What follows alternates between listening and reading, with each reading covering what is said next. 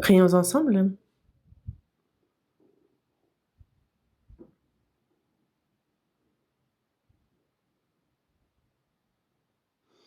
Dis notre Père, toi qui nous aimes, toi qui es saint et miséricordieux.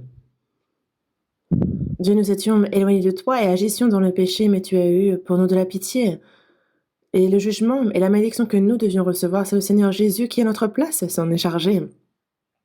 Par le précieux sang que le Seigneur a versé, il a éternellement effacé nos péchés. Tu as fait que sans aucun mérite de notre part, nous avons reçu le salut. Tu as fait de nous tes enfants et tu nous donnes la bénédiction glorieuse de pouvoir entrer dans ton royaume éternel et nous te remercions pour cette grande grâce. À cette heure, Seigneur, nous qui avons reçu la rédemption éternelle par le précieux sang versé par le Seigneur, sommes réunis pour louer ta grâce, pour apprendre ta parole et pour la communion. Merci pour cette grâce. À cette heure encore, nous croyons, Seigneur, que tu es parmi nous et tes regards sur chacun d'entre nous. Par ta main miséricordieuse, soutiens-nous. Toutes les églises en Corée, de nombreuses églises dans le monde entier. Il y a les frères et sœurs qui, malgré les difficultés, gardent la foi, prêchent ton évangile. À tous ces frères et sœurs, accorde-leur une grâce toujours plus abondante, ta parole, que ta main puissante soit avec eux, les accompagne, pour qu'ils puissent toujours témoigner avec assurance de ton évangile et que chaque jour, des âmes soient sauvées, que cela soit pour toi un grand sujet de joie et de gloire. À tous tes pasteurs, tous ceux qui prêchent ta parole, Seigneur, par ta parole et par ta main, soutiens-les. À ceux qui sont malades, accorde-leur la santé. À ceux qui sont faibles, fortifie-les. Qu'aucun ne chancelle. À cette heure, il y a, Seigneur, ta volonté sainte, ta parole que tu souhaites nous révéler aujourd'hui. Enseigne-nous toujours plus comment il nous convient de nous conduire et que nous suivions cette parole que tu nous montres, que dans notre vie, ce soit pour toi, pour ta gloire, pour ta volonté que nous vivions, sois avec nous. Nous avons prié au nom du Seigneur Jésus. Amen. Ouvrons la Bible à l'Épître aux Éphésiens, chapitre 5. Épître aux Éphésiens, chapitre 5. Chapitre 5.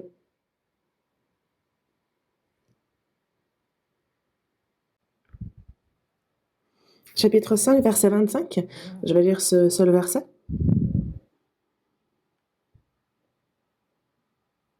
Marie, aimez vos femmes comme Christ a aimé l'Église et s'est livré lui-même pour elle.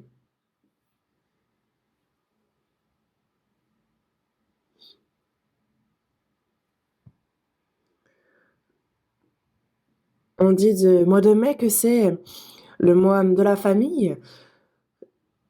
Et il y a des choses que je n'ai pas pu aborder concernant la famille. Et donc, j'y reviens aujourd'hui.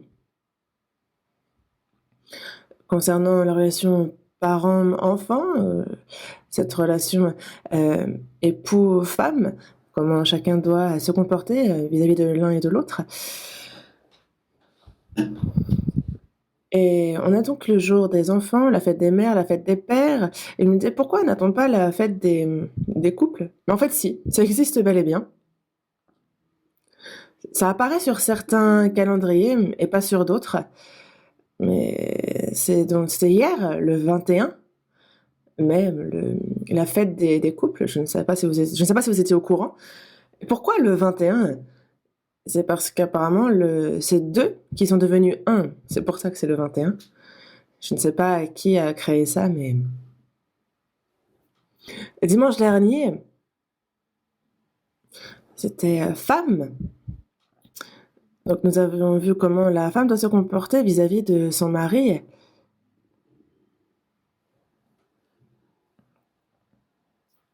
Et je ne peux pas ne pas vous parler de comment le mari, lui, doit se comporter vis-à-vis de son épouse. Ça ne peut pas passer à la trappe. Et il y a donc ceux qui ne sont pas encore mariés, ceux qui vivent seuls. Je suis légèrement, désolée pour eux, mais il y a dans la Bible beaucoup d'enseignements et donc nous allons, ensemble, j'aimerais qu'on apprenne cela ensemble. L'apôtre Paul était en prison à Rome et pourtant, que ce soit l'église d'Éphèse, de Philippe, de Colosse, il leur, adresse à ces églises des épîtres. Les épîtres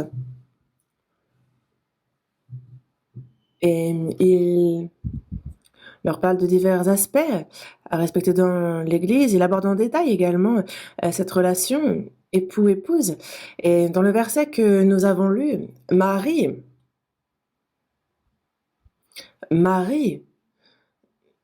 et donc au mari,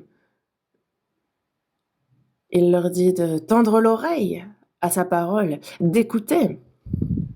C'est d'aimer vos femmes comme Christ a aimé l'Église et s'est livré lui-même pour elle. Avant toute chose, la femme, justement, doit se soumettre à leur mari comme au Seigneur. Comme elles se soumettent au Christ, au Seigneur, il leur a été ordonné de se soumettre à leur mari. Les maris, eux, doivent aimer leur femme comme Christ a aimé l'Église et s'est livré lui-même pour elle. En réalité, c'est un verset très simple, mais qui est pourtant très profond et avec une signification très élevée. Et c'est pour ça que la vie de foi des chrétiens est directement liée à la vie familiale. Et c'est pour cela que les chrétiens doivent vivre correctement leur vie dans le cadre familial pour que leur vie à l'église puisse être aussi normale. En fait, c'est lié. Et c'est donc bien pour cela que nous en parlons. Comme Christ a aimé l'église et s'est livré lui-même pour elle, aimez ainsi vos femmes. L'église désigne donc les saints, les chrétiens sauvés. Et Dieu nous aime à tel point qu'il a donné son Fils unique en victime expiatoire, qu'il l'a envoyé sur terre, Jésus, lui, pour que la volonté du Père, que la volonté de Dieu s'accomplisse.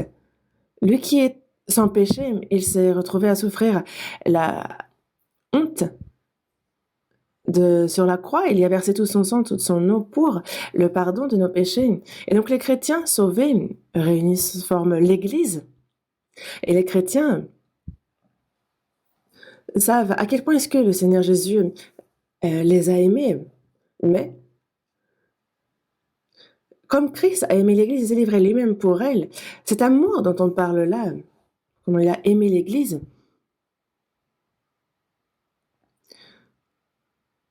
c'est un amour d'une autre dimension que celle auquel pense l'humain quand il pense à l'amour. Quand on parle de l'amour de Dieu, on le décrit avec le mot agapé. C'est un terme que l'on utilise seulement pour l'amour de Dieu. Et ça, c'est un amour saint, un amour absolu, un amour éternel, un amour inconditionnel.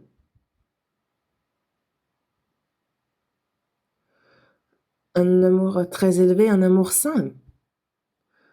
Et quand on dit un amour inconditionnel, c'est que nous, devant Dieu, nous ne méritions absolument pas d'être aimés. Nous n'en étions en rien dignes. Nous l'avons rejeté, nous vivions dans l'iniquité, nos mauvaises œuvres nous rendaient ennemis de Dieu. Et c'est alors que nous devions recevoir le jugement et la fureur de Dieu. Mais il y a eu de la pitié pour nous. Et dans Éphésiens chapitre 2, verset 4, il dit bien que Dieu, lui, est riche en miséricorde et c'est à cause du grand amour dont il nous a aimés que nous avons été sauvés. Il a de la miséricorde pour nous, il a eu de la pitié, de la peine pour nous. Quel que soit le grand péché que l'on ait commis, justement, avoir de la peine vis-à-vis de la mort de cette personne. Même si tu as tué 100 personnes, si j'ai de la peine pour cette personne, en fait, ça nous semble, il n'y a pas de raison. Mais il y a un pasteur à Suncheon, c'était il y a longtemps, il y a eu une rébellion et lors de cet incident, il y a un jeune qui s'est attaqué aux deux fils du pasteur. Il les a tués. Mais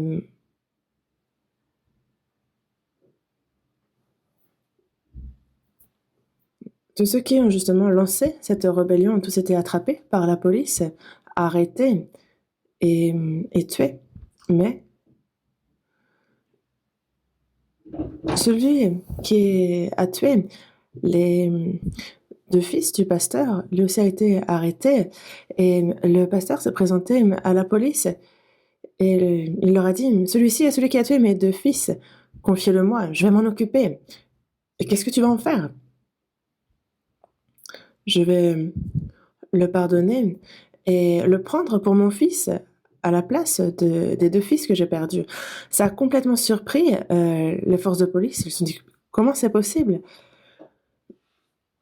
Cet ennemi qui a tué tes deux fils, comment peux-tu dire vouloir le prendre comme ton propre fils? Mais la police n'a eu d'autre choix que de le lui laisser. Et les pasteurs a véritablement considéré ce jeune comme son fils. Et il y a un livre justement qu'a écrit ce pasteur, et ça s'appelle La bombe atomique de l'amour. La bombe atomique tue, mais la bombe atomique de l'amour sauve les gens. Et Dieu a sauvé des pécheurs qui couraient en enfer. Et je dis, et moi, je ne pourrais pas pardonner ce jeune qui a tué mes fils. Parce que à l'époque, s'il avait s'était traîné jusqu'au poste, il aurait été fusillé. Ça se passait comme ça à l'époque. Et c'est là un amour inconditionnel. Aucune condition. Simplement de la pitié, de la miséricorde, c'est l'amour agapé. Et ceux qui ont reçu cet amour de Dieu, c'est avec cet amour que désormais, ils le comprennent davantage, ils apprennent sur cet amour. Et cet amour de Dieu est inexprimable par les mots. Cet amour qui est plus haut que les étoiles, cet amour qui est plus profond que l'enfer, cet amour qui est plus vaste que les océans, en fait. Nous ne pouvons pas tout comprendre de cet amour et il reste inexprimable également. Mais si ce n'avait pas été cet amour, comment est-ce que nous aurions pu être sauvés, nous pécheurs voués à la perdition? Et c'est pour ça que dans la première épître de Jean, chapitre 4, verset 16, il est dit « Et nous avons connu l'amour que Dieu a pour nous et nous y avons cru. » Quand nous disons croire en Jésus, c'est que nous croyons à cet amour de Dieu et à combien il nous a aimés. Nous avons connu et nous y avons cru. Dieu est amour. Dieu est amour. Et parce que cet amour s'est accompli en nous, on a désormais cet amour qu'il nous faut pratiquer. Et nous l'aimons en retour de l'amour dont il nous a aimés. Dans la première épître de Jean, chapitre 4, verset 19, il est bien dit que nous l'aimons parce qu'il nous a aimés le premier. Et c'est parce que Dieu nous a aimés que nous aussi, nous l'aimons en retour. Dieu a donné son Fils unique, il l'a livré à la mort et il nous a aimés à ce point. Et donc nous vivons et nous pouvons même mourir pour le Seigneur. C'est répondre à cet amour en soi. Et dans Jean, chapitre 13, verset 34, il est dit « Je vous donne un commandement nouveau. Aimez-vous les uns les autres comme je vous ai aimés. Vous aussi, aimez-vous les uns les autres. » Et donc, si vous vous aimez les uns les autres, à ceux-ci tous connaîtront que vous êtes mes disciples si vous avez de l'amour les uns pour les autres. Quand on a reçu le salut, quand on reçoit cet amour, ce qui se passe, c'est que désormais nous aimons Dieu plus que toute autre chose dans ce monde. Et désormais, comme le Seigneur lui-même nous a aimés, nous aussi désormais nous aimons du même amour les frères et sœurs, comme le Seigneur nous a aimés nous aussi. Ce qu'il faut que nous sachions, c'est que il ne nous a pas aimés pour une raison, parce que c'est quand lorsque nous étions pécheurs, c'est alors qu'il nous a aimés. Dans Romains chapitre 5, verset 6, il nous dit bien que c'est lorsque nous étions encore sans force que Christ au temps marqué, est mort pour des impies. Quand on parle d'être sans force, c'est quand il n'y a absolument rien que nous puissions faire pour Dieu, que nous puissions lui donner. Nous ne faisions que pécher. Aux yeux de Dieu, il n'y avait absolument rien qui puisse lui plaire en nous. Nous étions éloignés de Dieu, nous étions par nos mauvaises œuvres ennemis de Dieu. Mais justement, on voit qu'au temps marqué, Christ est mort pour des impies.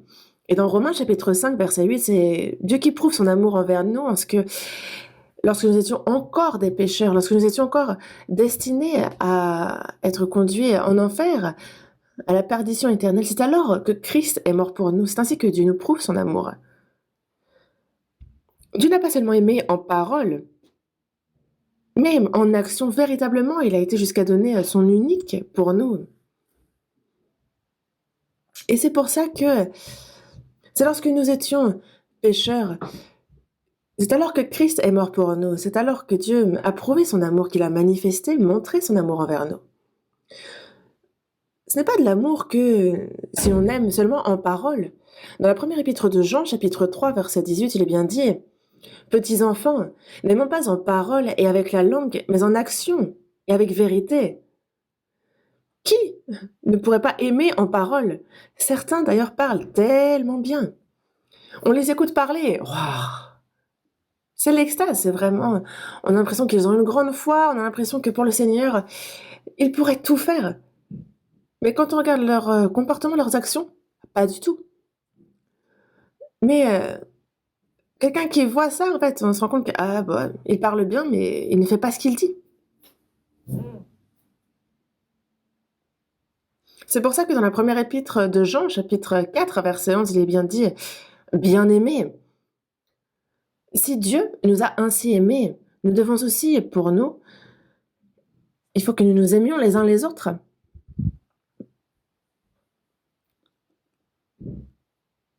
Nous devons aussi nous aimer les uns les autres. En fait, il convient que nous, quand on voit comment Dieu nous a aimés, que l'on donne sa vie pour les frères et sœurs. Parce que non seulement il a donné sa vie pour nous, mais donc en retour, on doit lui donner notre vie. Mais lui, il est invisible. Et il nous convient, nous, justement aussi, justement, de nous aimer les uns les autres et de se donner les uns pour les autres. C'est justement un moyen de montrer notre amour à Dieu qui nous est invisible. Les frères et sœurs, on ne les aime pas parce qu'ils font ceci ou cela bien. Non, parce que ça, ce serait un amour sous condition, un amour humain. Alors que l'amour de Dieu, lui, est inconditionnel et n'a rien à voir avec cela. Aimer les autres, même si eux nous haïssent, aimer les autres, même s'ils ne me font pas du bien. Parce que dans ce monde, justement, aimer ceux qui nous aiment et haïr ceux qui nous aiment, ça, c'est quelque chose que les gens de ce monde font.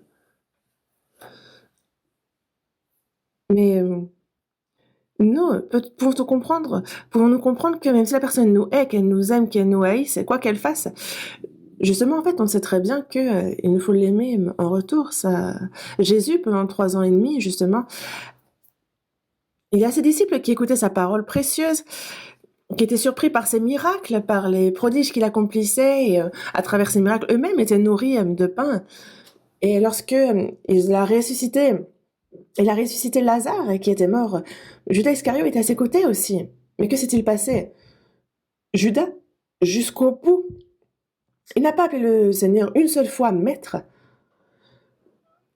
Le Seigneur lui a mis le comble à son amour. Parce que dans Jean chapitre 13, verset 1, il est bien dit, il savait que son heure était venue de passer de ce monde au Père, et il a aimé les siens qui étaient dans le monde, et il a mis le comble à son amour pour eux. Il a aimé Judas jusqu'au bout, sachant même pourtant qu'il serait livré par ce même homme. Et nous, c'est quelque chose que nous ne pouvons pas faire. Dans Jean chapitre 13, verset 14, on voit que lorsque Jésus lave les pieds de ses disciples, il lave aussi les pieds de Judas Iscario. Et on a l'impression qu'il aurait très bien pu laver les pieds de tous les disciples, et quand le tour de Judas arrive, il lui dit « Toi, tu passes ». Non, il a aussi lavé les pieds de Judas Iscariote. Il a mis le comble à son amour, mais c'est jusqu'au bout que Judas lui aussi a rejeté cet amour. Et je ne comprenais pas bien au début, mais lui, il nous a montré l'exemple. Il nous a donné un exemple. Si moi je vous ai lavé les pieds, moi le Seigneur et le Maître, vous devez aussi vous laver les pieds les uns aux autres, car je vous ai donné un exemple, afin que vous fassiez comme je vous ai fait. Laver les pieds, c'est ce qu'un serviteur fait à son maître. Vous pensez pouvoir le faire? Lui est le Créateur. Jésus est roi des rois, il est égal à Dieu. Mais nous qui sommes les créatures, et nous qui sommes pécheurs parmi les pécheurs, euh, il a lavé nos pieds. Pourquoi? Par amour. Un amour inconditionnel qui ne répondait donc à aucune condition. Dans la première épître de Pierre, chapitre 1, verset 22, il dit « Ayant purifié vos âmes en obéissant à la vérité pour avoir un amour fraternel sincère, aimez-vous ardemment les uns les autres de tout votre cœur. »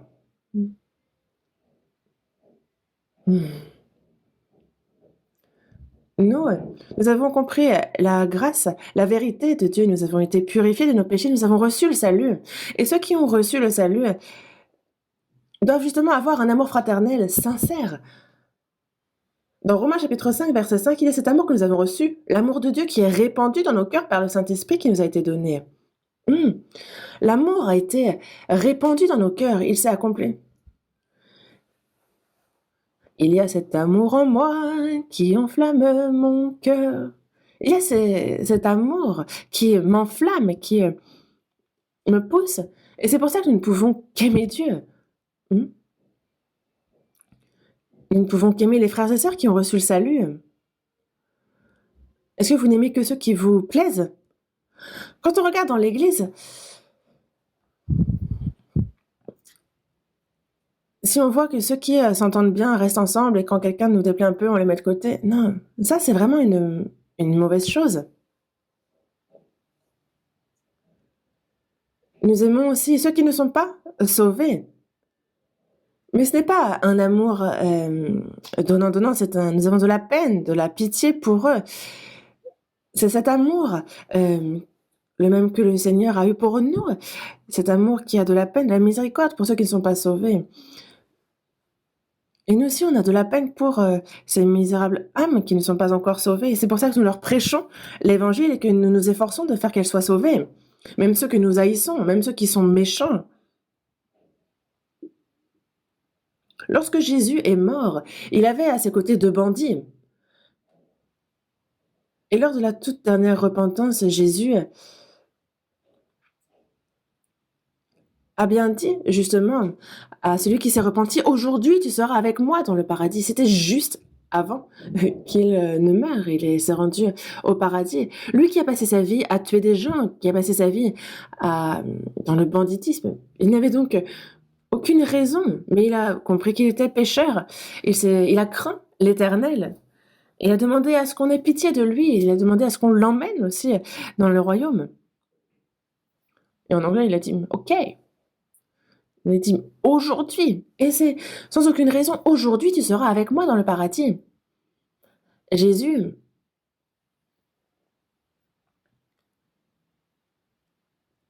a pris ce bandit et ils sont montés. Jésus est mort, il est le premier, donc ce bandit à être sauvé, le premier à être entré au ciel. Celui pour qui ça a pris le moins de temps d'être sauvé. Ça, c'est l'amour de Dieu. Pourquoi? En fait, la réponse est juste Dieu est amour. Il y a ceux que nous haïssons.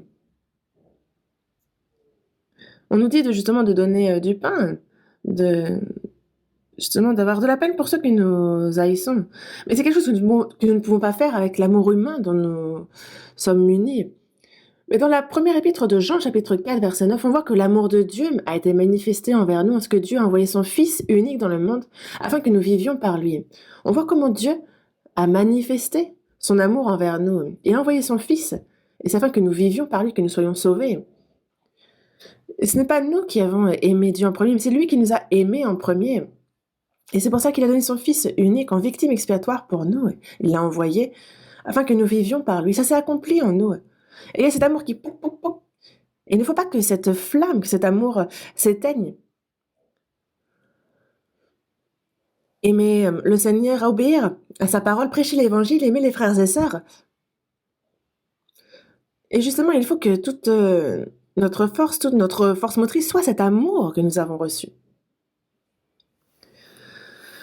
Quand on met le contact, c'est comme par exemple dans une usine, on met le courant et tac tac, t'as les machines qui se mettent en marche et elles accomplissent de grands travaux.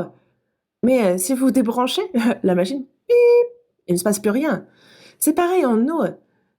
Il ne faut pas que cet amour, justement, s'éteigne, parce que sinon nous ne pouvons plus rien faire. Alors la vie de foi devient difficile et sachez que cet amour peut s'éteindre. Dans Apocalypse, chapitre 2, justement, on voit l'église d'Éphèse et on voit combien, au départ, ils étaient vraiment zélés. Mais on leur a dit, j'ai quelque chose contre toi. Et c'est quoi? C'est que tu as abandonné ton premier amour. L'amour s'est éteint. Quel est ce premier amour dont on parle? Un homme et une femme se rencontrent et ils s'aiment. Oh, ils ne savent même plus comment... Ils s'aiment tellement qu'ils sont complètement fous, ils ne savent plus quoi faire. Ah, c'est toi, tu n'es plus là, moi je mourrai, et inversement. C'est leur premier amour. Le temps passe et désormais on commence à voir des petits points détestables. On dit, ah, je me suis mariée alors qu'il est comme ça en vrai. Ah, pourquoi je me retrouve avec lui? En fait, on commence à avoir cette réaction. On en vient à détester ce qu'on a aimé à l'époque. Ça nous énerve. Ça commence à être inconfortable, on murmure, on se plaint. On a envie de fuir. Pourquoi? Parce que cet amour s'est éteint.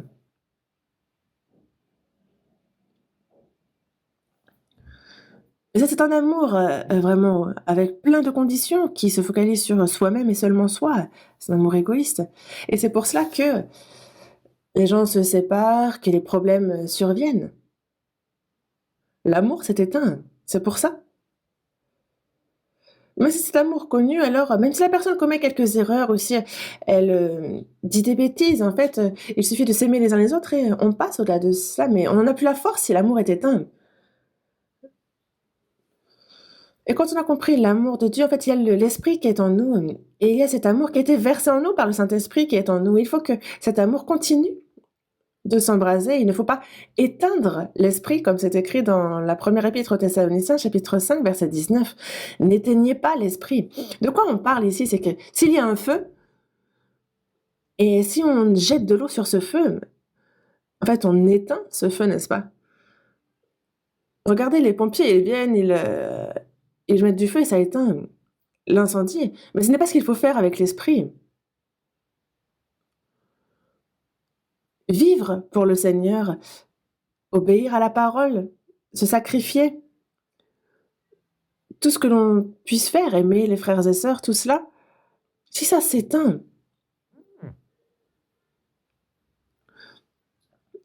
c'est pour ça qu'il s'adresse au sein de l'église d'Éphèse et il dit, justement, il dit, mais souviens-toi donc d'où tu es tombé, repens-toi, pratique tes premières œuvres. Repens-toi, pratique tes premières œuvres, parce que sinon je viendrai à toi et j'ôterai ton chandelier de sa place, à moins que tu ne te repentes. En fait, il enlève le Saint-Esprit. On ne peut nous prendre notre salut, mais si le Saint-Esprit nous quitte, alors on ne peut pas vivre notre vie de foi, on n'a plus la force pour le faire. Et l'Église aussi, si on ôte le chandelier, alors il y a dispute entre les saints, entre les frères et sœurs, il y a des jalousies, des disputes, blablabla, enfin, ça devient très très très très bruyant. Lorsqu'on dit prêchons l'évangile, certains disent toi vas-y, ils n'ont plus envie. Ça peut arriver. Mais l'amour, agapé, c'est avec cet amour-là qu'il faut que le mari aime sa femme. C'est un amour remarquable.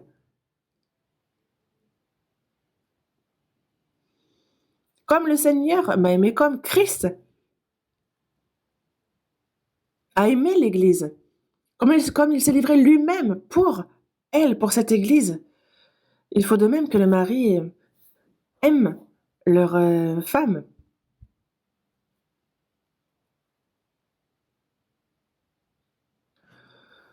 Dans Jean chapitre 15, verset 13, on voit qu'il n'y a pas de plus grand amour que de donner sa vie pour ses amis. Il n'y a pas de plus grand amour que de donner sa vie pour ses amis. Vous êtes mes amis si vous faites ce que je vous commande. Un ami donne sa vie pour son ami. On le voit en train de se noyer et on va sauter à l'eau pour sortir cet ami de l'eau, même s'il faut même si c'est au prix de notre vie et que nous-mêmes on se noie.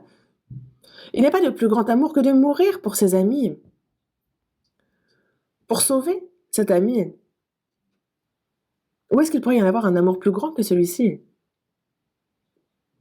C'est un amour vraiment sincère. Un amour qui donne sa vie, c'est vraiment un amour sincère. L'amour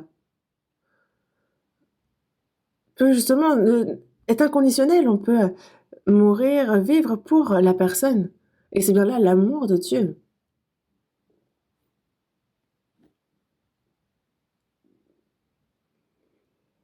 Et justement, c'est un amour qui ne calcule pas. C'est comme les parents. Les parents et l'amour qu'ils ont pour leurs enfants, ils donnent tout. Et au contraire, en fait, ils regrettent juste de ne pas avoir pu donner plus. Et il n'y a pas de raison à ça. Ils ont élevé leurs enfants et désormais ils se disent j'ai fait ce que j'avais à faire. Et est-ce qu'ils vont vers leurs enfants et leur disent tu sais combien j'ai payé de couches pour toi? Hop, le prix des couches,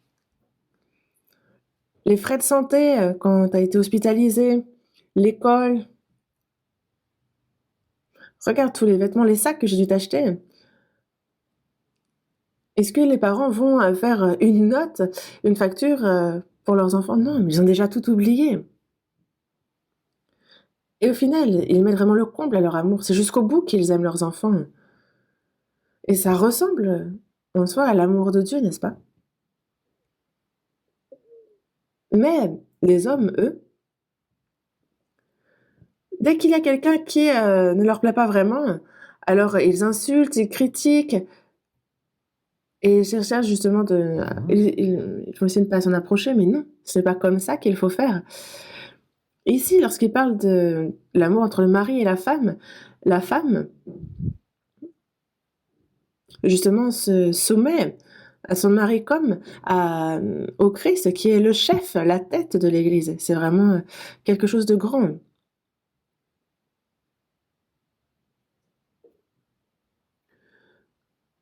Parce que le Seigneur, lui, est saint, il est parfait, mais on doit faire de même pour notre mari. Là, c'est bien plus difficile, mais c'est un ordre, alors que comptez-vous faire? Le Seigneur, on ne le voit pas, et il faut le servir notre mari comme on sert le Seigneur, alors il est la tête, et donc c'est dans la pratique. On voit le mari qui doit aimer sa femme.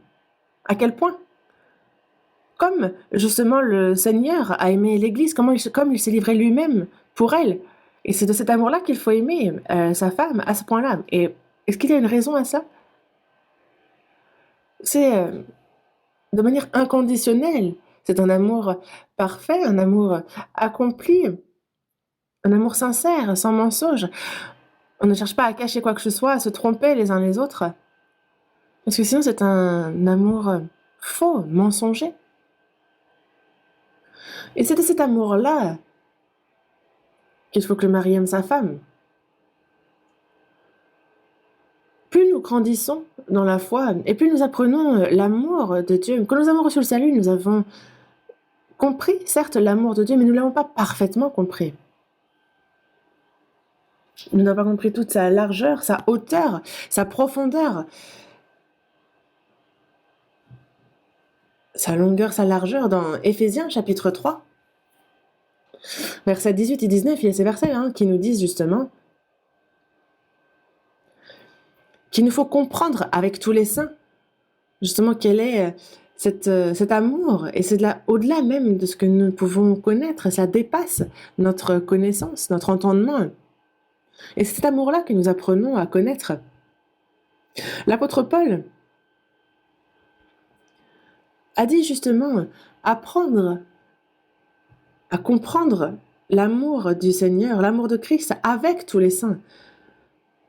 Parce que ce n'est pas en se mettant à l'écart seul justement dans notre s'enfermer dans une chambre et lire des livres sur l'amour. Non, ce n'est après les gens apprécient justement des livres qui parlent d'amour, mais imaginez que vous ayez lu beaucoup de livres sur l'amour. Est-ce que ça veut dire que vous connaissez l'amour? Oui? Non.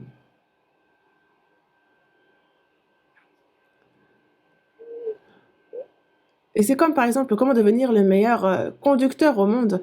On apprend dans le livre, il y a un manuel qui nous dit comment mettre le contact, comment faire mettre en marche la voiture. Et lorsqu'il y a un obstacle, comment est-ce qu'on peut s'arrêter, comment est-ce qu'on peut reculer, comment est-ce qu'on se gare, comment faire pour bien rentrer dans les places de parking. Et ensuite, lorsque la voiture est en panne, comment la réparer. Ah, c'est très bien expliqué dans le manuel comment être un bon conducteur. Mais on a lu donc plusieurs fois le livre en entier dans notre chambre. Mais est-ce que ça veut dire qu'on sait conduire? Non. Hmm, pas du tout. En réalité, il faut monter dans la voiture et il faut vraiment euh, mettre le contact, vraiment rouler pour pouvoir dire que l'on sait.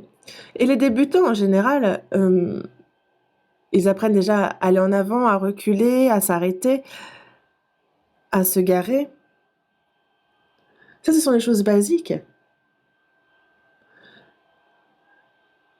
Mais justement, ceux qui n'ont aucune expérience, vraiment les débutants, parfois, justement, des fois, n'ont pas les bonnes réactions dans les situations difficiles. Ça arrive qu'il y ait des accidents, que certains meurent. Mais pour être le meilleur conducteur, donc aucun accident,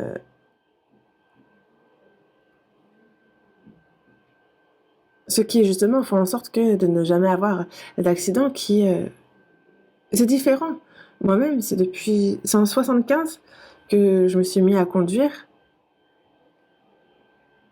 J'ai plusieurs petites collisions, mais j'ai pas eu de gros accidents. Mais l'amour aussi, c'est de l'expérience, ça se vit.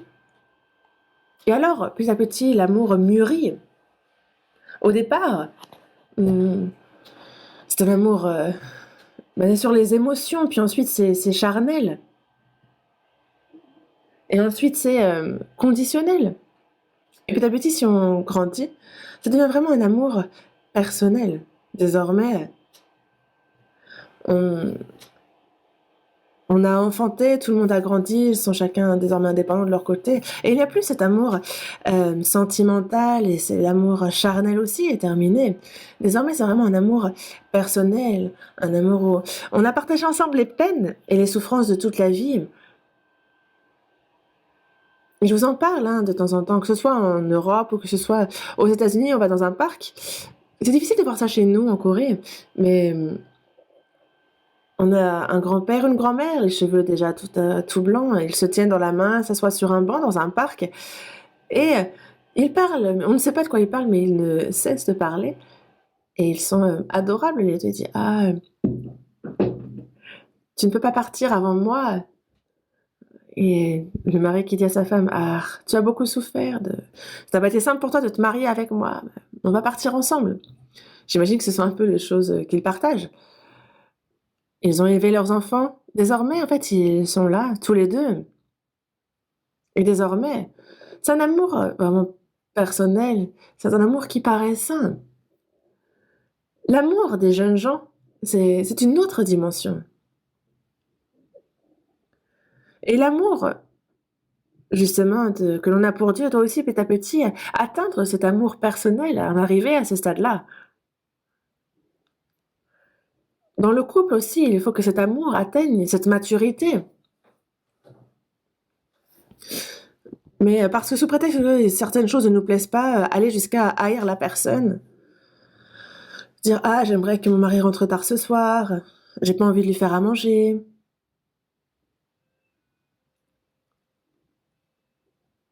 Et le mari, lui, qui dit: «Ah, j'ai pas envie de voir ma femme» et il boit de l'alcool avec ses amis. Il revient tard et vu qu'il est ivre, il se jette dans le lit. Ça, c'est vraiment une ambiance, c'est glacial. L'amour s'est éteint. Est-ce qu'on ne peut pas mûrir un peu?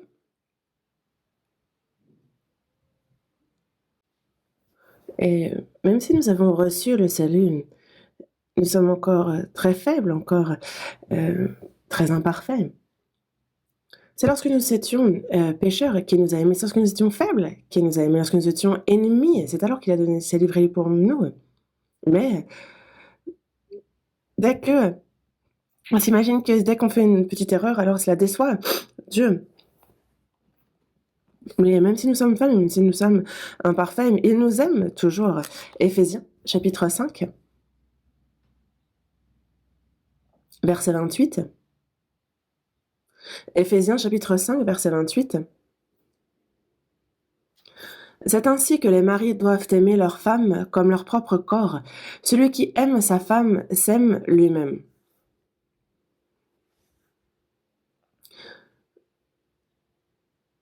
C'est ainsi que les maris doivent aimer leur femme comme leur propre corps.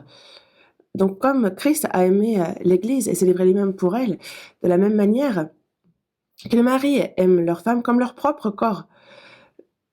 La nourrir, la vêtir, si elle souffre, la guérir. En fait, nous-mêmes, on prend tellement soin de notre corps, mais la femme est comme son propre corps, donc on prend soin comme notre propre corps. Celui qui aime sa femme s'aime lui-même. Ce corps, mmh, est-ce qu'on en aime que le visage? Est-ce qu'on ne va que, se débarbouiller? Est-ce que, vous allez aimer seulement la main droite et non pas la main gauche? Est-ce que vous allez ne pas aimer, vos orteils parce qu'ils sentent? Non, on les lave aussi. On a désormais un corps et celui qui aime sa femme s'aime lui-même et donc le mari doit aimer sa femme comme son propre corps. Forcément qu'il l'aime vu que c'est son corps.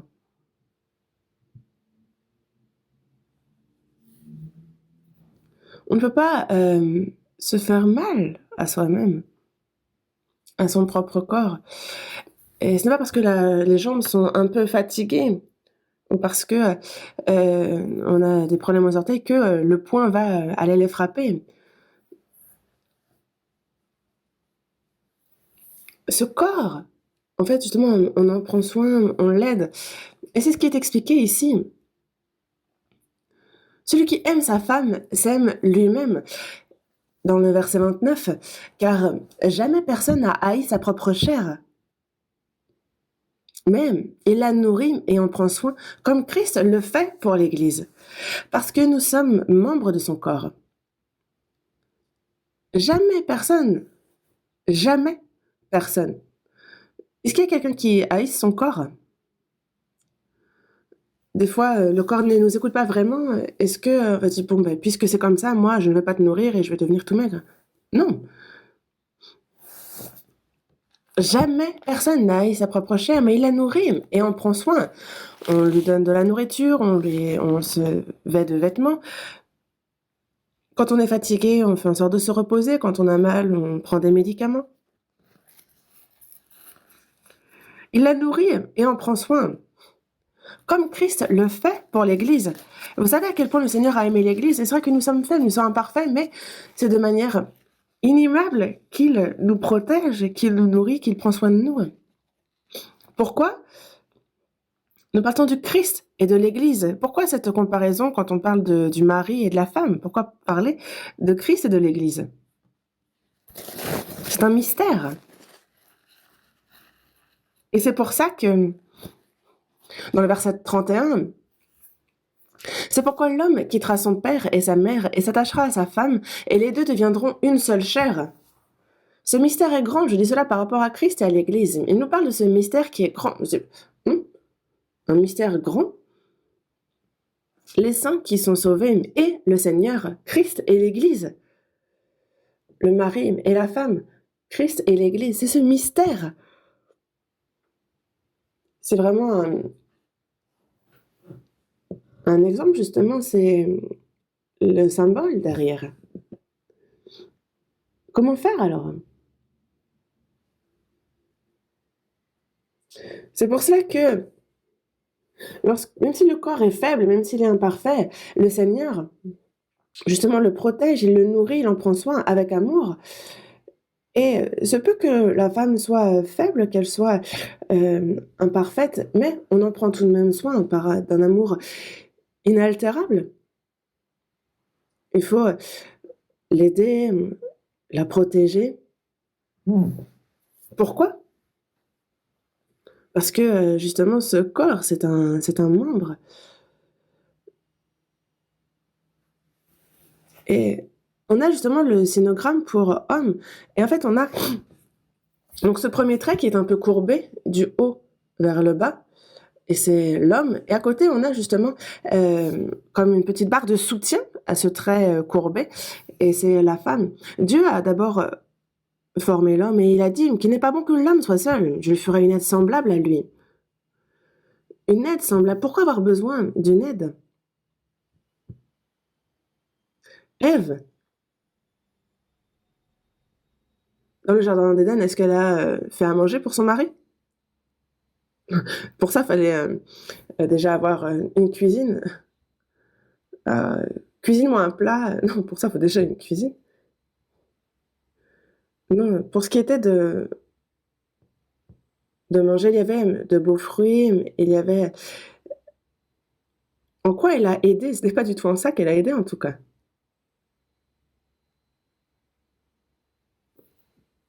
Les, les gens ne se contentent pas de manger, mais de porter des vêtements. Non, il est dit qu'il n'est pas bon que l'homme soit seul. C'est Dieu qui a fait en sorte que ce n'est pas bon pour Adam d'être seul. Dieu qui a créé le ciel, la terre, l'univers, toutes choses. Mais toutes les choses de ce monde n'étaient pas justement... on voit tous les animaux qui sont par paire.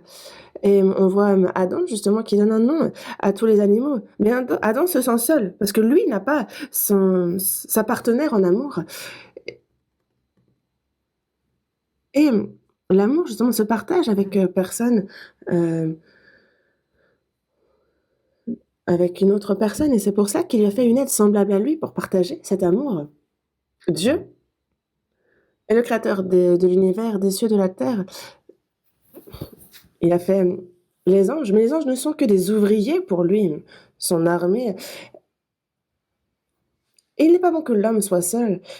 Et Dieu aussi, justement, Dieu était seul, il s'est fait l'homme pour l'aimer. Et il a fait à l'homme la femme.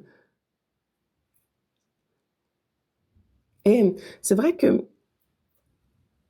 lui faire une aide semblable à Dieu. Et il a endormi profondément Adam. À quel point?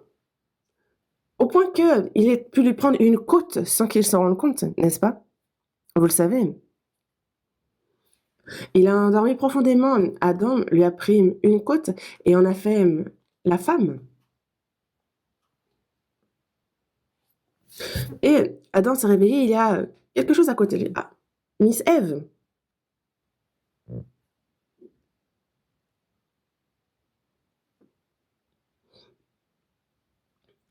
Elle était tellement belle. Et Dieu la porte à Adam, lui dit, voici ta femme.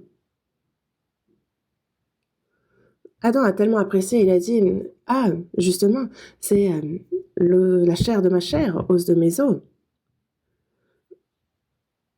Et en fait, justement, la Bible euh, nous montre tout ça.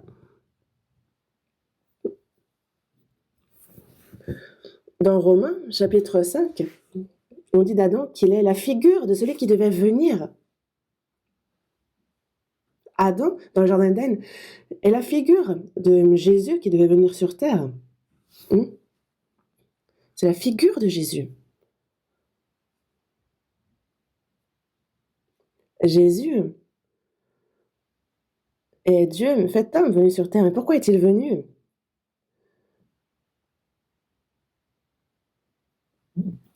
Et il y a l'homme qui a été fait pour aimer Dieu, mais ils se sont rebellés, ils ont pris à la tangente. C'est un peu comme une femme qui aurait abandonné son mari pour fuir. Mais Jésus, il y a ceux qui devaient être les partenaires en amour de Dieu. Jésus est venu sur terre pour les chercher. Lui est venu sur terre avec ce corps. Pourquoi? Pour aller chercher la partenaire de Dieu, dans l'amour de Dieu. Adam a été profondément endormi. Et justement, on parle de la mort comme d'un profond sommeil. Et Jésus qui, lui, son péché a été crucifié. Il a dit tout est accompli. Il est mort sur la croix. Il est mort à notre place. Il a versé tout son sang. Et c'est par une lance qu'ils ont donc percé la côte de Jésus. Il a versé tout son sang. La blessure qu'il a reçue, justement, dans son cœur, c'est vraiment... Ça a créé une ouverture. Il y a ce sang qui l'a versé, qui nous a sauvés. Et c'est par sang qu'il nous a pris de nous pour être son épouse. Adam, lui, on lui a ouvert le flanc, on lui a pris une côte. Et on a fait c'est de là qu'est venu sa partenaire en amour. Jésus, lui, est mort pour nous. Il a été blessé au flanc. Il a versé son sang pour nous sauver. Dans quel but? Afin de se faire une épouse qui l'aime.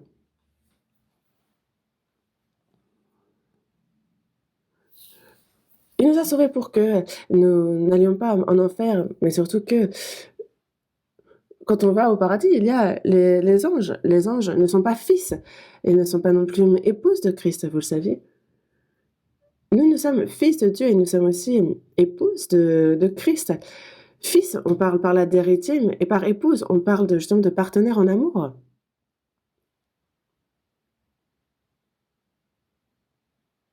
Nous, pécheurs corrompus, il nous a sauvés afin de faire de nous son épouse. Il est mort sur la croix, Jésus. Il a versé tout son sang. Il a été percé au flanc. Après avoir ressuscité, désormais, sa femme est apparue.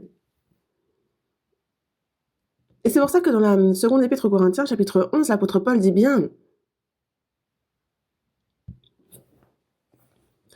je suis jaloux de vous d'une jalousie de Dieu parce que je vous ai fiancé à un seul époux pour vous présenter à Christ comme une vierge pure. Lorsqu'une personne reçoit le salut, c'est vraiment un pécheur très sale. Comment est-ce qu'elle peut devenir époux? Il est lavé par le sang du Seigneur. Et c'est vrai que dans notre cœur, dans notre vie, nous ne sommes pas encore parfaits, mais c'est par la parole qu'il nous lave, c'est par la parole qu'il nous purifie. C'est afin de nous présenter à Christ comme une vierge pure. C'est comme c'est marqué dans Éphésiens chapitre 5, versets 26 et 27. C'est écrit: sanctifié par la parole, après l'avoir purifié par le baptême d'eau, afin de faire paraître devant lui cette Église glorieuse, sans tache, ni ride, ni rien de semblable, mais sainte et irrépréhensible. Dans le jardin d'Éden, Ève, vraiment, était une femme parfaite, sans aucune tache, ni ride, une femme pure, sainte, irrépréhensible. Mais l'homme s'est vraiment corrompu.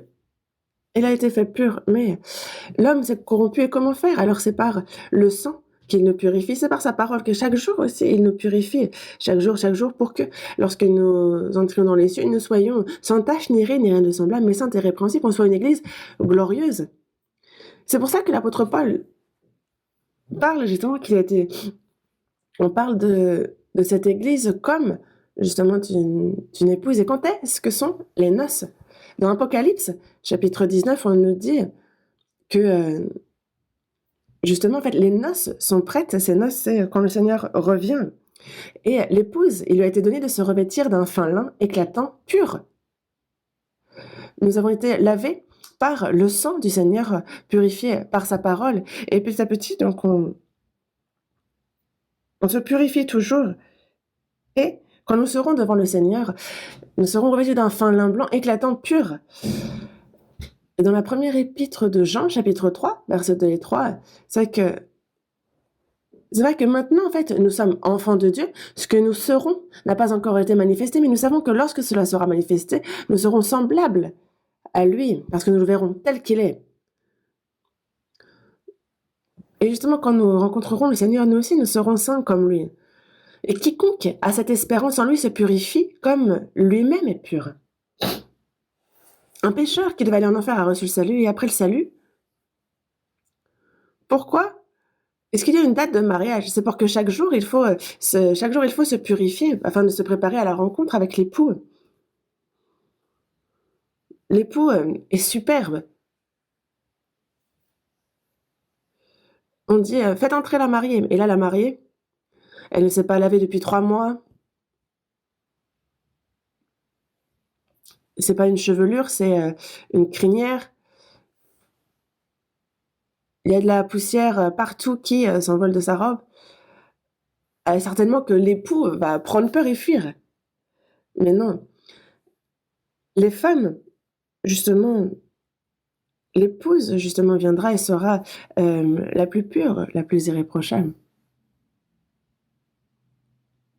Et c'est afin de se préparer à notre rencontre avec le Seigneur que chaque jour, nous devons purifier nos pensées, nos actions,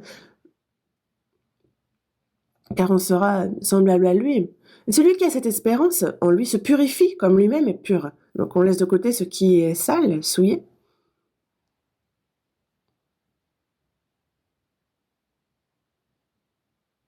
Et c'est pour ça que désormais, le Seigneur, Jésus,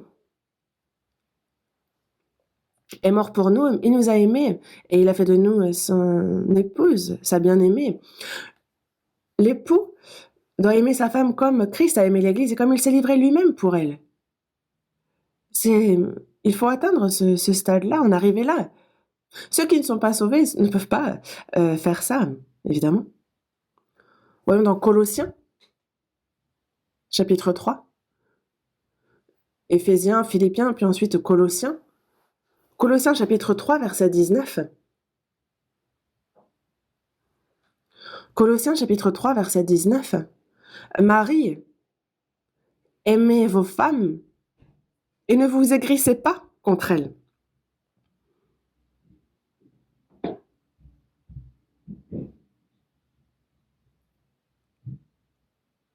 Colossiens chapitre 3, verset 19.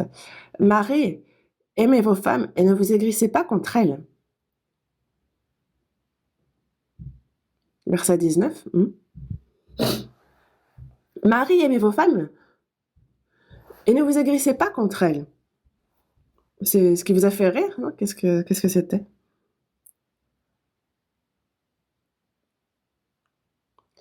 Aimez vos femmes et concrètement, ne vous aigrissez pas contre elles. Ne vous aigrissez pas contre elles. Ne blessez pas ses sentiments. Ne blessez pas ses sentiments, mais justement, n'attristez pas.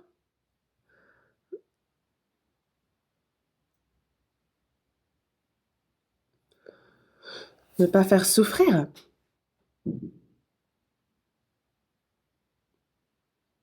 Le mari est fort. On dit des femmes qu'ils sont forts et que les femmes sont faibles. Les hommes sont forts, les femmes sont faibles, mais est-ce que c'est pour autant qu'il y a besoin de... Il y a ce cas de violence conjugale. Et c'est pour cela qu'une femme disait que, sachant cela, elle a d'abord appris le taekwondo dans un institut. Au cas où, justement, son mari serait violent, elle s'est préparée. Et justement, en fait, elle disait que si jamais il y a une dispute qui commence, en fait, elle se met en position. Et je dis, en fait, j'ai entendu aussi ça, mais faut pas en arriver là. Les deux, c'est une mauvaise chose. Quand le mari dit quelque chose, la femme qui crie, mais t'as qu'à me tuer. Oh. Non, faut pas. Les deux sont en tort. Ne vous aigrissez pas contre elles. L'apôtre Paul ne s'est pas marié, mais il est très précis. C'est vraiment le Saint-Esprit qui lui indique précisément: ne vous aigrissez pas contre elle. C'est se rendre soi-même malheureux que de faire une telle chose.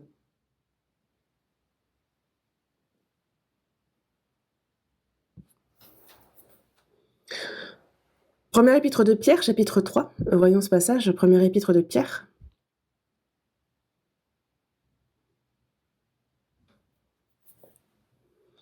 Première épître de Pierre, chapitre 3, verset 7. Première épître de Pierre, chapitre 3, verset 7. Marie, montrez à votre tour de la sagesse dans vos rapports avec vos femmes, comme avec un sexe plus faible. Honorez-les comme devant hériter avec vous de la grâce de la vie. Qu'il en soit ainsi, afin que rien ne vienne faire obstacle à vos prières. Ici, c'est précis.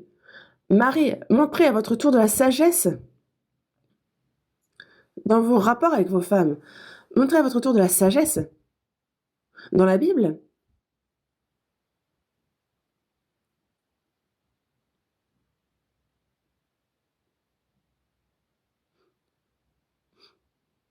Dieu dit que selon la volonté de Dieu, il faut que le mari et la femme se comprennent. Selon la volonté de Dieu, il faut que les deux se respectent l'un l'autre, que les dieux se considèrent comme étant précieux l'un à l'autre, justement qu'ils prennent soin l'un de l'autre, qu'ils remplissent bien aussi leurs droits et devoirs en tant que mari et époux. Et c'est en cela qu'il y a donc, il faut montrer de la sagesse dans les rapports avec vos femmes, comme avec un sexe plus faible. Les hommes sont faibles, mais les femmes le sont encore plus. Les femmes sont certes faibles, mais que ce soit en termes de, certes le corps, mais le cœur aussi. Vous avez ici une tasse en verre, on dirait du cristal, mais ce n'est pas du cristal, hein. C'est juste du verre. Mais si on la fait tomber, elle se brise. Un sexe plus faible, c'est comme traduit aussi par une assiette, un vase plus faible. Et on a c'est peut-être un sexe plus faible, mais c'est tout autant précieux. Il faut donc faire bien attention. Euh, si on le pose trop violemment, paf, ça se brise. Et donc en prendre soin.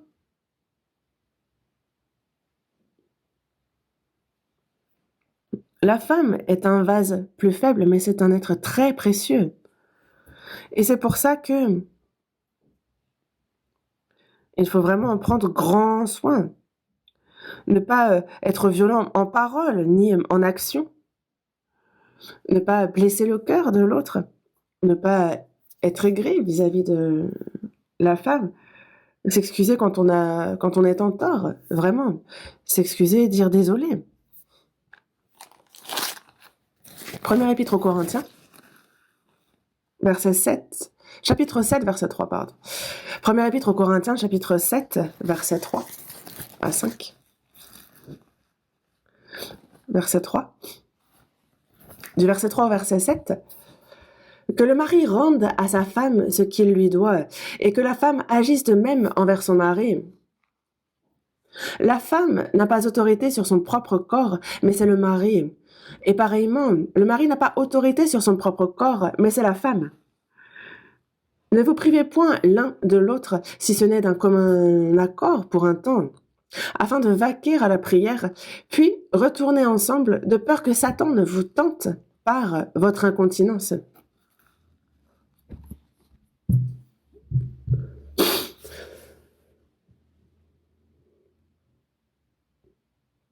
Ceux qui sont mariés, donc on a le mari et la femme, et il y a justement ce qu'il convient, il y a des devoirs dans le couple. Et il ne faut pas les prendre donc à la légère. Déjà, quand on se marie, il y a donc deux personnes qui deviennent une. Je vous parlais du sinogramme de la personne. Et donc, on a donc deux courbes. La première étant l'homme et la seconde la femme.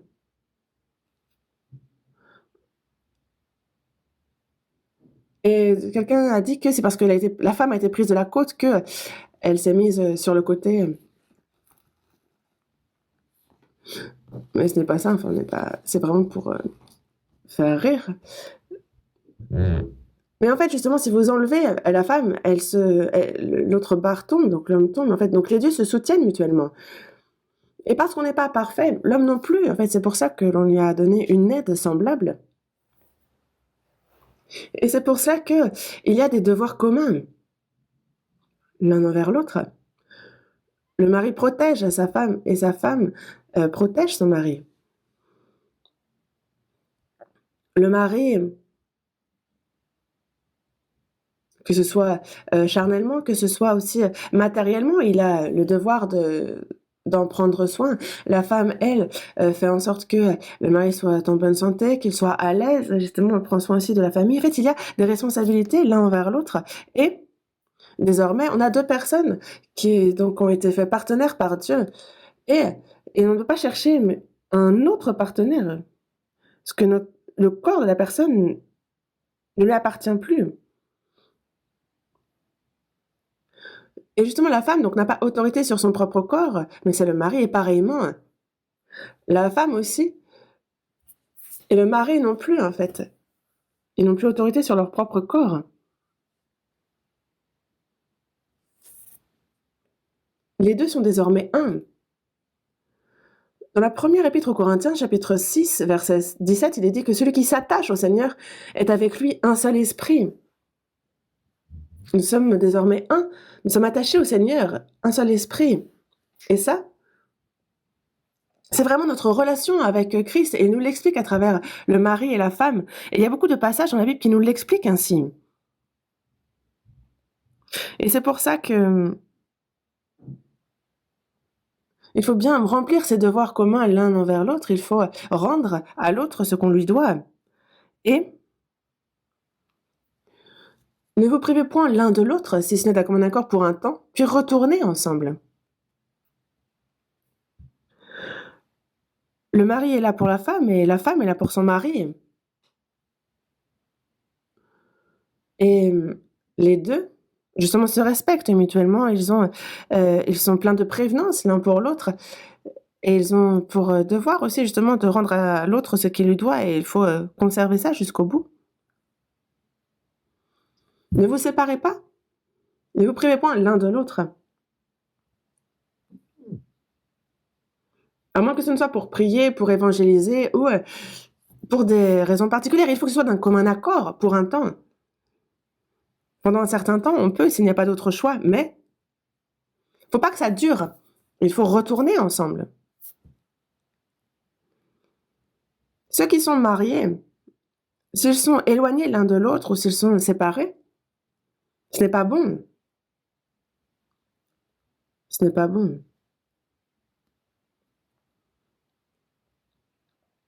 Dans ce cas-là, autant ne pas se marier. Sinon, pourquoi s'être marié?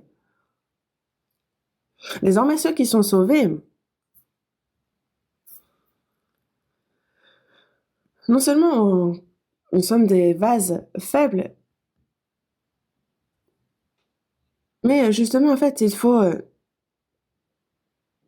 on est en fait chacun héritier, on a hérité de la grâce de la vie.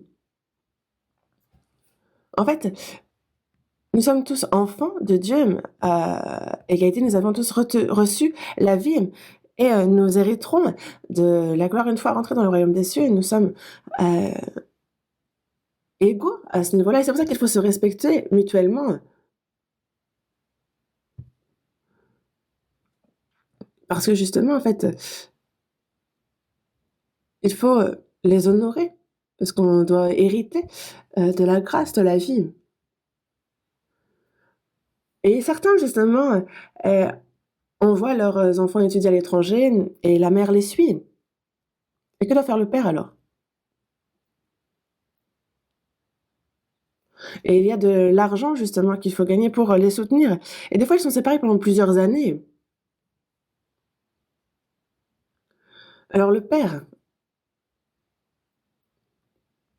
c'est ce qu'on appelle un père oie sauvage.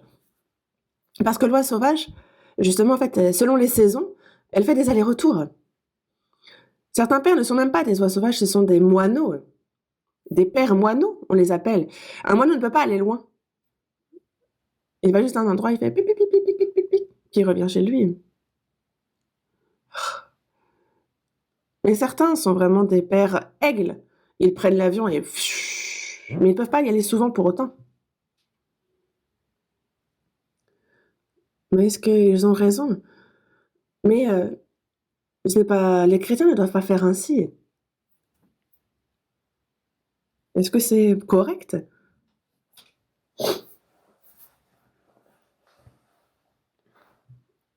Quel est le but pour lequel on fait ainsi, en fait? Dites-moi.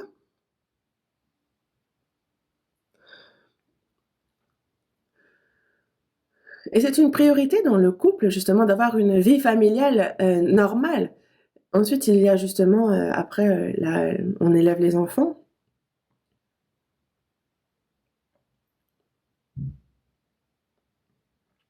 Et c'est pour ça que les enfants sont envoyés loin, étudier à l'étranger, on ne les rencontre pas pendant plusieurs années. Et alors le cœur s'éloigne. Hmm. Le père, lui, se tue à la tâche pour gagner de l'argent. Il se sent seul. Et vous savez, après, donc, il les fait étudier. Et après, les enfants disent, problème de génération, en fait, le cœur est déjà éloigné du père. Mais ne faites pas ça. À part des situations exceptionnelles, les parents et les enfants doivent vivre ensemble. Ne les envoyez pas à l'autre bout de la terre pour étudier l'anglais ou ne les envoyez pas ici ou là. Les chrétiens, n'essayez pas d'en faire des personnes célèbres, des personnes remarquables, mais faites-en des chrétiens. Fondamentalement, faites-en des chrétiens. Qu'ils reçoivent le salut, qu'ils puissent vivre comme il se doit leur vie de foi au sein de l'Église. Ça, c'est ce qui est beau aux yeux de Dieu. N'essayez pas d'en faire des personnes spéciales. S'ils apprennent beaucoup des choses de ce monde avant même de connaître la foi, alors sachez que ça complique les choses. Il y a une personne, un frère dans l'église,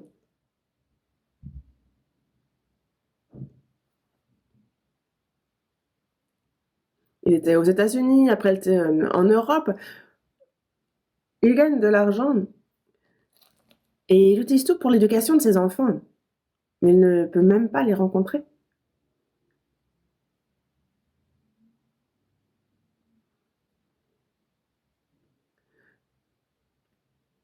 Et en fait, on a la mère et les enfants qui sont ensemble et le mari qui, lui, de son côté, ils ne vivent même pas ensemble. Il ne faut pas que j'en parle précisément, mais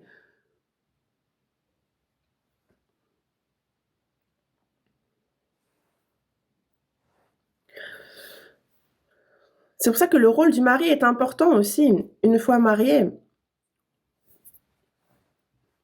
justement, en fait, ce n'est pas une chose simple que de remplir son rôle d'époux, d'épouse en Christ. Est-ce que c'est juste Est-ce que c'est juste le mari qui gagne de l'argent, qui l'apporte à la maison et la femme qui s'occupe de la maison? Non, c'est pas ça, le mariage. Il y a le rôle du mari, le rôle de la femme, le rôle des enfants. Et il faut le faire selon la Bible.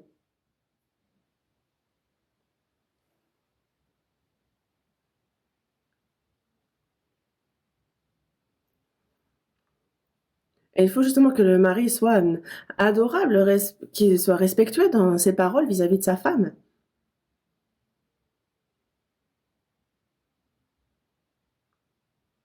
Préparer aussi un peu une petite dose de blague, d'humour.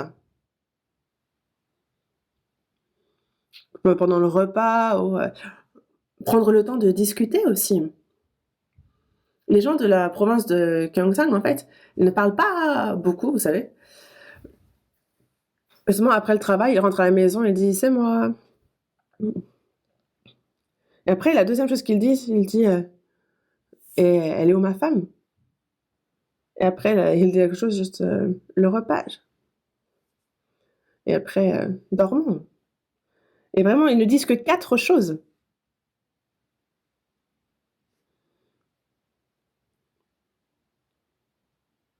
Mais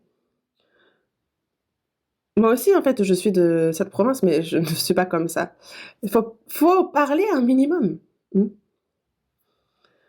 Il faut prendre le temps de discuter, dire ceci, cela, des choses intéressantes aussi. Essayer de chercher, en secret, discretos, quelques petites blagues à faire aussi et de souvent dire à sa femme: «Merci» ou «Ça, c'est très bien. Tu t'es donné beaucoup de mal pour ceci, pour cela». Complimenter, en fait et dans la mesure du possible, il est bon de justement d'être respectueux dans la manière de parler, sans aller jusqu'à vous voyez, mais parce qu'il y a des provinces où justement ils rabaissent un peu par la parole, la femme et c'est pour ça que, par exemple, il arrive que dans certaines provinces, les petits enfants tutoient aussi, les grands-parents. Ils disent: «Ah, tu as mangé? Hein? Oh». Mais après je pense qu'on ce n'est pas du tout ce qu'il faut faire et c'est vrai qu'il y a un pasteur, à notre église en Mongolie, il a un fils et depuis qu'il est jeune, il dit pas papa, il dit père, père, mère, père, mère. Moi je me suis dit: «C'est bizarre», mais en fait, je trouve que c'est bien d'être poli. Et le mari et la femme, utiliser aussi des termes respectueux, c'est une bonne chose aussi. Moi aussi, en ce moment, je m'efforce de le faire.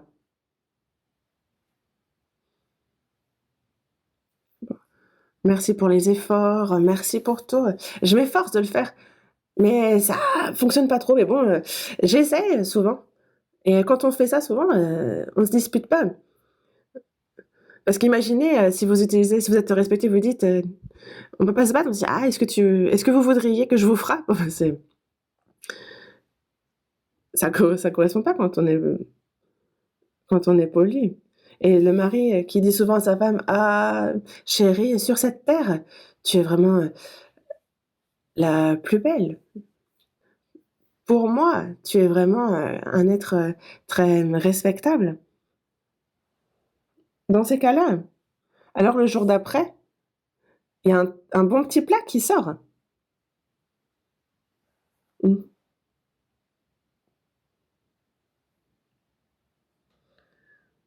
Et c'est pour ça, en fait, du respect l'un pour l'autre, justement, pour les efforts que chacun fournit, en fait, respecter cela.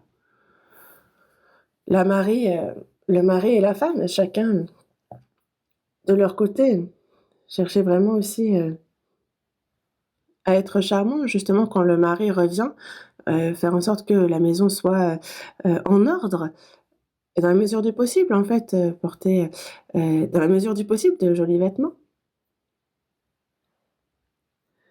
À quoi ça sert de chercher, de se faire bien voir des autres, en fait? C'est à son mari qu'il faut bien se faire voir et c'est pareil pour le mari.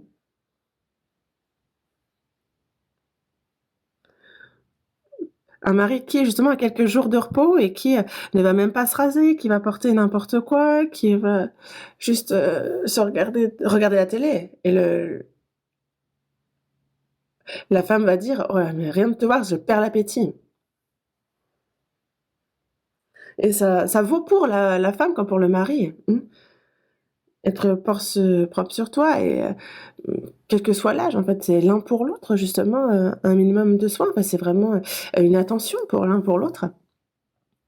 Certains, des fois ils sortent, ils se peignent parfaitement, c'est surprenant comment, la personne change et à la maison, ne faites pas ça.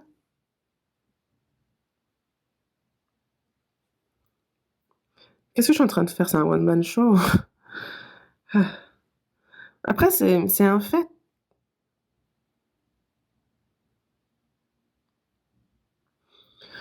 Voilà. On retourne à la première épître de Pierre, chapitre 3. On a regardé ce passage tout à l'heure, on y revient. Premier épître de Pierre, chapitre 3, verset 7. Marie, montrez à votre tour de la sagesse dans vos rapports avec vos femmes comme avec un sexe plus faible. Honorez-les comme devant aussi hériter avec vous de la grâce de la vie. Qu'il en soit ainsi, afin que rien ne vienne faire obstacle à vos prières.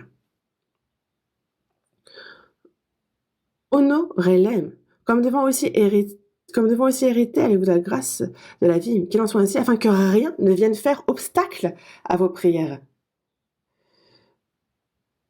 Donc, on montre de la sagesse dans les rapports avec notre femme. Et on sait que, justement, la femme est peut-être un vase, un sexe plus faible. Il faut les honorer et faire ainsi afin que, justement, il n'y ait rien qui fasse obstacle aux prières. Parce que lorsque le mari, justement, ne fait mal vis-à-vis de sa femme, justement, ça pose problème vis-à-vis de Dieu. La vie familiale est au sein même de la vie de foi. Vous pensez que vous pouvez ne pas bien vivre votre vie familiale et bien vivre votre vie de foi? Dans la famille, il y a un rôle en tant que parent, il y a un rôle en tant qu'enfant, il y a un rôle en tant que femme et un rôle en tant que mari. Et c'est lié tout ça dans la vie de foi. Lorsque les enfants ne sont pas, n'ont pas cette piété filiale vis-à-vis des parents, lorsqu'il y a justement, et inversement en fait, il faut bien faire dans tous les sens, parce que sinon, justement, on est réprimandé par Dieu. Mais il y a aussi ce qu'un homme doit faire, un mari doit faire à son épouse, et inversement. Et si on ne le fait pas, en fait, ça fait obstacle à la prière. Il y a donc, on entend par là qu'il y a un problème avec Dieu. Par exemple, vous n'arrivez plus à téléphoner avec votre téléphone, c'est qu'il y a un problème. Le téléphone, il est cassé, ou il n'y a plus de batterie, ou il y a forcément un problème, n'est-ce pas? On a beau essayer de téléphoner, ça n'arrive pas, en fait. Et c'est pareil pour la prière. On aura beau appeler, personne ne nous répondra. Certains, vous savez, ils ont des téléphones en plastique, ils font semblant de téléphoner, allô, allô? Mais on dit, ah ben je raccroche. Il n'y a personne au bout du fil, tu peux bien raccrocher. Mais justement, en fait, si on ne vit pas bien avec Dieu, vraiment ça fait obstacle à la prière. On ne peut pas vivre notre vie de foi comme bon nous semble, n'importe comment comme ça. C'est vraiment important. Et donc fondamentalement, c'est vraiment un problème important et c'est lié justement à notre relation avec Dieu.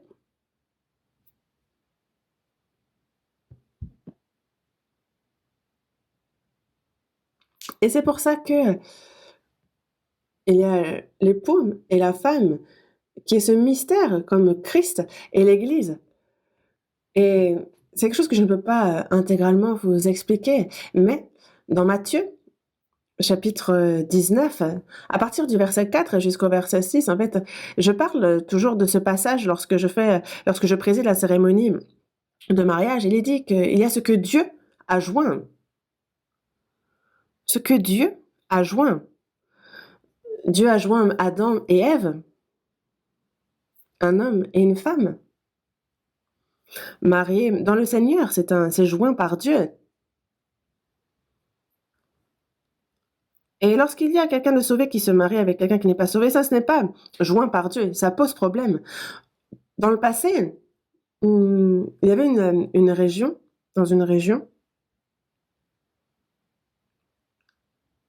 une sœur, mais avant de se marier, il y avait justement un homme avec qui elle sortait avant d'être sauvée. Et justement, en fait, elle disait, vu que tu n'es pas sauvé, je ne peux pas me marier avec toi. Il a dit, bah, il suffit que je sois sauvé. Il a été évangélisé, mais il a reçu un faux salut pour se marier. Et en fait, ils se sont trompés l'un l'autre. Dans ce sens, l'homme, justement, a dit être sauvé parce qu'il voulait se marier, et la femme, la sœur, en général, après le salut, il faut attendre et voir. Et justement, en fait, mais elle a envie de se marier aussi. Et donc, le salut n'était pas certain.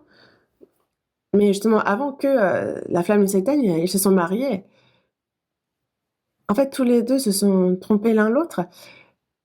Et plusieurs années après, en fait, le mari est mort. Je n'invente pas d'histoire ici. Le mari dormait et en fait, apparemment, sa tête a frappé le sol. En fait, il était mort. A frappé le mur, pardon. C'est un exemple. Mais quelqu'un qui est sauvé, s'il se marie avec quelqu'un qui n'est pas sauvé, comment qu'y a-t-il de commun entre la lumière et les ténèbres? Et quelle part a le fidèle avec l'infidèle?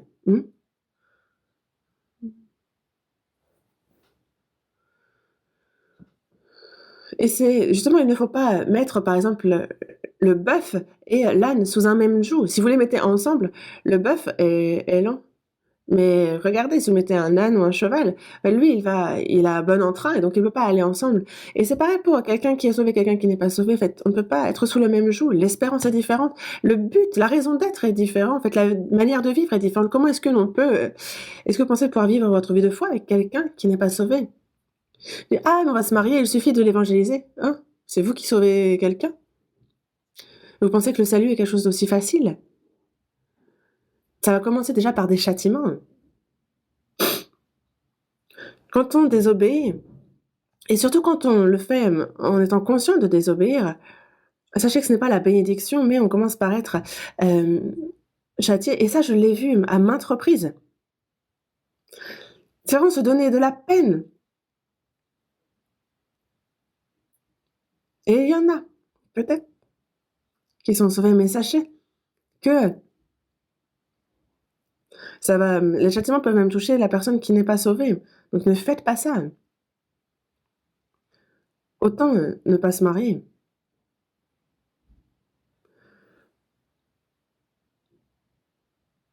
Je vous parlais de ceux qui, justement, si vous êtes déjà marié et que vous êtes sauvé entre-temps, donc il suffit d'évangéliser l'autre. La situation est un peu différente, je vous en parlais la semaine précédente. Mais il y a donc 2 personnes qui vraiment dans la première épître aux Corinthiens, chapitre 13, à partir du verset 4 jusqu'au verset 7, ça nous parle de la charité, n'est-ce pas, qui est patiente, pleine de bonté, qui n'est point envieuse, qui ne se vante point, qui ne s'enfle point d'orgueil, qui ne fait rien de malhonnête, qui ne cherche point son intérêt, qui ne s'irrite point, qui ne soupçonne point le mal, qui ne se réjouit point de l'injustice, qui se réjouit de la vérité, qui excuse tout, croit tout, espère tout, supporte tout. Cette charité qu'il y a dans le chrétien, qui ne se vante point, la charité. La charité ne s'enfle point d'orgueil, il ne fait rien de malhonnête. Et en fait, quand on parle de faire quelque chose de malhonnête, c'est justement, par exemple, des fois parler à la légère. La charité ne cherche pas son intérêt non plus. Il y a ceux qui se marient et qui, justement, en fait, après, ils vont en voyage de noces et puis peu de temps après, ils se séparent. Mais pas quel est le problème? C'est que justement, en fait, l'un et l'autre attendent que l'autre prenne bien soin de l'autre. Mais en fait, ça, c'est très égoïste. Évidemment que s'attendre à ce que l'autre s'occupe bien de nous, c'est une chose, ce n'est pas une mauvaise chose. Mais il faut penser un peu différemment. Le mari ne doit pas seulement s'attendre à ce que sa femme s'occupe bien de lui, mais inversement, plutôt qu'il se demande comment faire pour bien prendre soin de sa femme, que faire pour elle. Et inversement, la femme, justement, comment faire pour bien prendre soin de son mari. Dans Matthieu chapitre 7, verset 12, il dit que tout ce que vous voulez que les hommes fassent pour vous, faites-le de même pour eux. Si je commence moi-même par le faire pour l'autre, alors ça nous revient. Lorsque la femme prend bien soin de son mari, inversement, cela reviendra. Et c'est comme lorsqu'on commet une erreur ou que l'on s'occupe mal de l'autre, ça nous revient de la même manière.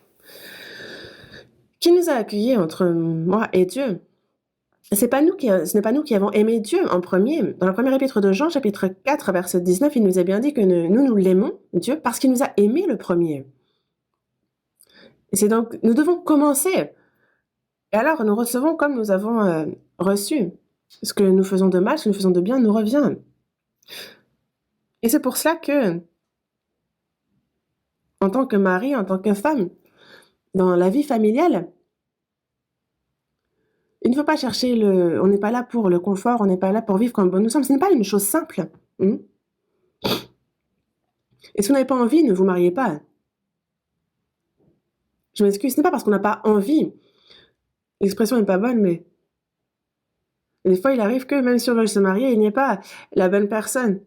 Et l'apôtre Paul a bien dit, ce n'est pas important de se marier ou de ne pas se marier. Ce qui est important, ce qui compte, c'est de comment on vit. C'est pour ça que dans Ecclésiaste, chapitre 4, verset 9, il est dit « Deux valent mieux qu'un, parce qu'ils retirent un bon salaire de leur travail. » Deux valent mieux qu'un. Quand les deux servent le Seigneur, quand ils sont obéissants ensemble, quand c'est pour le Seigneur qu'ils se donnent de la peine, alors ils reçoivent de bonnes récompenses dans ce monde et dans l'au-delà aussi. Il y a une grande bénédiction, justement, qui est réservée à la vie dans le couple.